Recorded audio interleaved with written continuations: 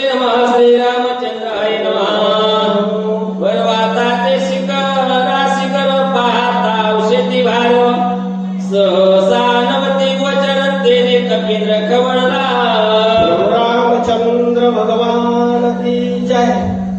पंढरीचा निळा लावण्याचा पुतळा डोळे कान त्याचे ठाई मन पायी राहुळे. या ठिकाणी कथेचा अनुसंधान इथपर्यंत आला. बजरंगबली हनुमंतरायानं 14,000 गंधर्वाचा फडशा पाक केला आणि मग त्या असणाऱ्या द्रोणाचल पर्वतावर दिव्य औषधी शोधायला लागला. पर्वताचे शिखर इकडे तिकडे पाहिलं औषधी शोधित असताना बोला चाळे मांडिले पर्वतांची सोने ती औषधी माझ्या पराक्रमाचे सामर्थ्याचे बहुपार. पर्वतांनी चला म्हणले फसाफशी करतो औषधी सापडून द्यायला बोला.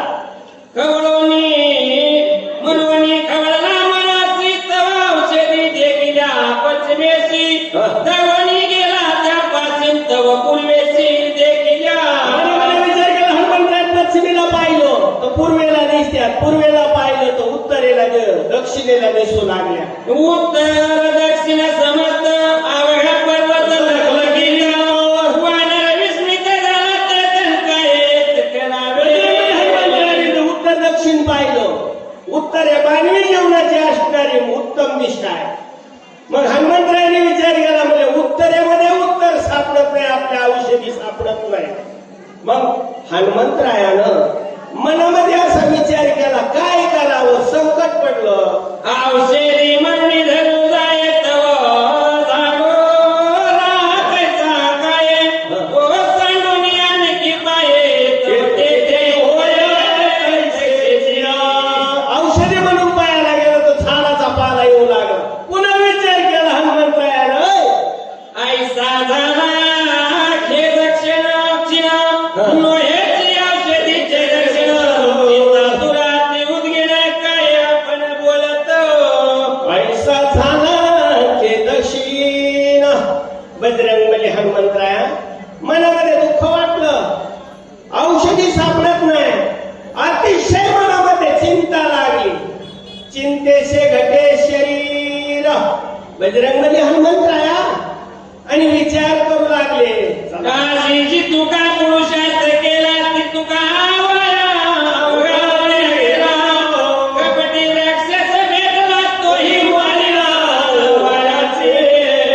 जेवढ्या नाना साधनाच्या केल्या खटपटा, अरे अनेक प्रकारचे प्रयत्न केले पण वाया गेले. हनुमंतराय विचार करू लागले. दुष्कर्म करणे केली ती आगीची औषधीने बुडी दिली शक्ती झाली.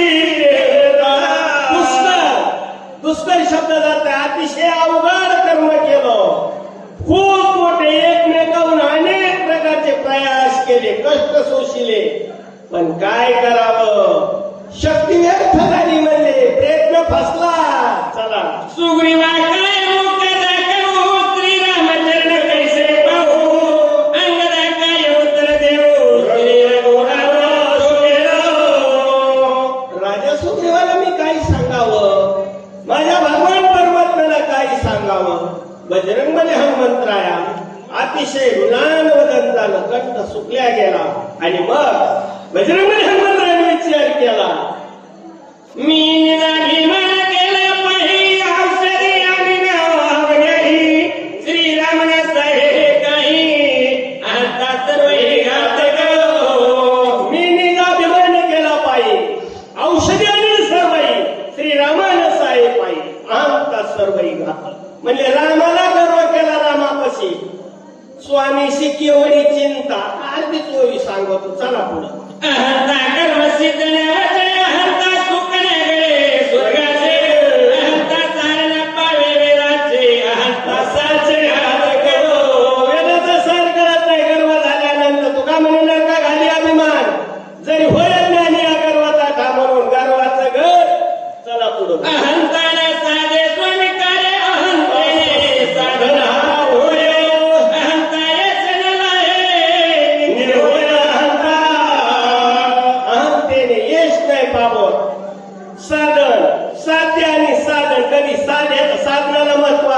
ती साध्याला असो पण दोन्ही हातातलं जात गर्व केल्यानंतर. बोला. अहंता नव्हे चित्तशुद्धी, अहंता नव्हे साधन सिद्धी, अहंता नव्हे सत्वशुद्धी, अहंता त्रिशुद्धी घातक. रजगुण तमगुण आणि सत्वगुण ती गुणाच्या अतीत असणारा जीवे म्हणून महापुरे झाडे जाती तेथे लवाळे राहती म्हणून गर्व नको. बोला. येते कशुक नव्हे देखनात्वा नव्हे अहंता भोगिले नरक, अहंता घातक झाली. म्हणजे सगळ्या जगाला गर्वाने नाडलं. बोला. येणे अहंता मी आपण श्रीरामा सुख सन्मुख केला जाणं, येणे नागवलो संपूर्ण औषधी लक्षण नव्हे माझं. आम्ही रामासोबत गर्व केला म्हणूनच म्हणले औषधी सापडा. हनुमंतरायाला आपल्या चुकलेल्या कार्याचं उत्तर सापडलं. बोला. म्हणती हनुमान पामरा नेणे औषधी संभार, किती आणले कतवार पावले हनुमंताला म्हणते हनुमंत पामर आहे बर का. भक्तीच्या साधना लागल्यानंतर जीवाची 4 व्याख्या केल्या शास्त्रात. जिज्ञासू, मुमुक्षू, विषय आणि पामर. त्यापैकी हनुमंतराया पामर नाही. हनुमंतराया मनोजीव मारुती तुल्य एकदम जितेंद्रिय बुद्धिमत्ता वरिष्ठ. पण तरी सुद्धा नम्र झाला होता तेने कोंडिले अनंता. चला. काय विचार करू आता उपडोणी वनस्पती समसा, दुनिया नेता उपजता होईल. आणि सगळे वनस्पती उपटले भारा बांधून नेला तर म्हणजे हसते ना मला. नेमकी औषधी कोणची आहे म्हणून दाखवायला जावा तर औषधीच नाही. मग काय करावं. धाव पावया श्रीरामा माझा अपराध करी क्षमा, पडलो संकटी दुर्गमा सर्वोत्तमा पावले. धाव पावगा श्रीरामा माझा अपराध करी क्षमा, पडिलो संकटी दुर्गमा सर्वोत्तमा पाववेगे. हे रामा, अरे रामा धावा ना, मी संकटात पडलो. आणि सर्वोत्तम शब्दाचा अर्थ जरी स्त्री काष्टी जो भगवान परमात्मा नाटला त्याला सर्व उत्तम असा शब्द आहे. बोला. मी तुझे निज बालक ज्ञान मुळाती क्षमा करून या सगळे कृपा आवश्यक करी माझं. आम्ही रामा तुझा अज्ञान बालक हे मूर्ख आहे, अज्ञानी आहे. माझ्यावर दया करा प्रभू. ऐसे अति उकडत चित्ता करिता दया कविराता, श्रीरामा तवला चित्ता बुद्धिदाता निज भक्ता. पैठणवासी शांतीब्रह्म एकनाथ महाराज शिष्य गाव ते म्हणजे उत्कट अतिशय तत्परतेने हनुमंतरायांनी चिंता केली आणि चिंतेनं चित्त एकाग्र झालं. ध्यास लागला. ध्यास बरं का. जे जागृती ध्यास लागतो ना ते स्वप्नामध्ये येतं. मला जर स्वप्न पडत मशीन मालकीनची येते. कारण का जे दिवसाच्या चिंतन घडण ते येतं. मी आता माझ्यावर येतलंय. तुम्हाला म्हणलं तुम्हाला राग येणार आहे. बोला. जो गाया वाचा मनसे शरणी रे रामासी, क्षणाचे सोडा विद्यासिंग राम भक्ताची कृपाळो. गाव बघायला ही मनोगत व्यक्त केले. जो कायेनं, काया शब्दाचा अर्थ शरीर, वाचा, जीभ आणि मन, अंतकरण चतुष्टीनं मनापासून जो रामाला शरण गेला ना त्याला राम काय करतो. जो शरणांगता वज्र पंजर. चला. बुद्धीची बुद्धी आपण अंतरामा प्रसन्न कपिनंदन प्रबोधिला. बुद्धीची बुद्धी आपण अंतरात्मा रघुनंदन तेने होणी प्रसन्न कपिनंदन प्रबोधीला. हनुमंतरायाला प्रसन्न केलं. बुद्धीमध्ये विचार दिला. चला. गजेंद्र ग्रहे धरिला सदा संकटी स्मरणा भगवंत, आकुलती उडी तत्व सत्वता घालून तत्वता उद्धारिला. मागे गजेंद्राच्या वेगेनं रावींना 80 कृपावंत कोण माझ्या विठाई वाचून. चला. हनुमान कंडमे पावला कपीस बुद्धीस पूर्णी हनुमंत अखंड रामाचा रामनामाचा जप करणारा असल्यामुळे हनुमंतरायाला बुद्धी दिली रामानं. बुद्धीचा चालक मालक तो भगवान परमात्मा आहे. चला. एवढे काय शिक्षित मी व्रता झालो सर्व पर्वताची तत्वता नेव सर्वता उचलून. हनुमंताने विचार केला म्हणजे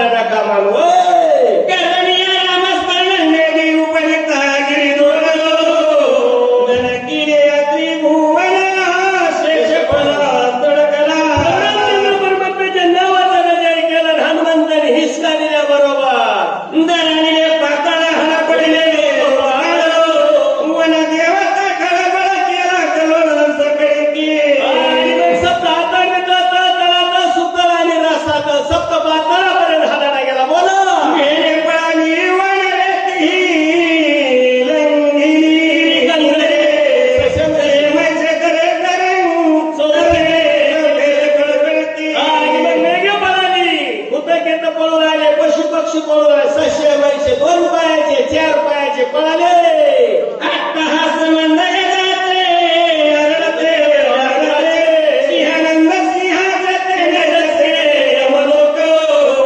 हसो मदगजाचे आदोळल्या ब्रह्मवल्ली भूते गंधर्वी सगळी त्याही जाते धरणी धरणी शरणाली कपिसी सर्व घाबरले आणि हनुमंतरायाला शरण आले नाथ महाराज शब्द आहे दाती तृण धरली गवत धरणं पूर्वीच्या काळामध्ये शरणागतीचं लक्षण होतं बरं का आणि माणूस ही कायच्या टायमाला नेत होते डोक्याला गवत बांधित होते चला आपल्या तिकडं जायचं नाही नुसता संदेश दिला बोला दिशाने गेल्या कशी कुणी सगळी हाय बांधली निघता बैसली दारिंदात गेली प्रपंचा पक्षीने जिकडे तिकडे सैरा पळू लागले तसे येवलेले विस्तार पाखरले उंचवर ऐसा पर्वत सगळं करपिंदे जाळा उघडीला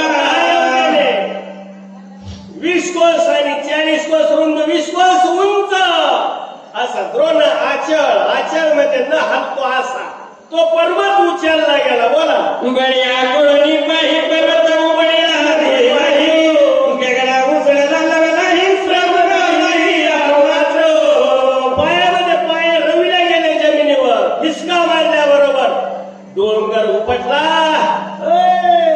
चैत्र कठेली बाळकर सुळा दे कमळ देख तैसा चालला कपिना तन्वी अलौकिक उघडोनी गझेली बाळक गजसुंडा कमळ देखो तैसा चालला कपिनायक गिर्यालोलिक पडिला पर्वत उचलला लहान मुलाने चेंडू झाला किंवा हत्तीच्या सोडला कमळाचं फुल बोला तरी अंधार पडे राधा वरी प्रकाश गाद हे माझ्या सुत वदन नमवले वर आकाशामध्ये लखलख औषधीचं प्रकाशन जमिनीवर अंधारे बोला तरी अंधार प्रकाश माता नवी सवेग उडता जाता अयोध्येच्या प्रदेश पावता भरते तत्वतारे किला प्रभू रामचंद्र भगवान की जय. या ठिकाणी कथेचं अनुसंधान असं आहे बजरंगबली हनुमंतराया द्रोणाचल पर्वत घेऊन रावेदेच्या उत्तर दिशेने येत असताना भरतानी पाण्यावर आकाशात उजेडे जमिनीवर अंधारे रात्रंदिवस राम प्रभूचं चिंतन करणारा राजा भरत आणि भरतानं तो पर्वत पाहिल्यानंतर भारताच्या मनात आलेला विचार आधी विस्मित झाला म्हणे विरदा करी असता काय जाता हे लक्षदाचे निलकलेला भरत राजानं विचार केला रात्री अपरात्री असणार अंधकारापर्यंत झालेलं आहे दिशा एकदम अंधकार झाल्या रात्रीचा समय आणि आकाश मार्गाने काय जातोय नेमकं सापडाना इंद्राने सलाविमाने सगळे आत्रा घेऊन क्रीडा करीत आहे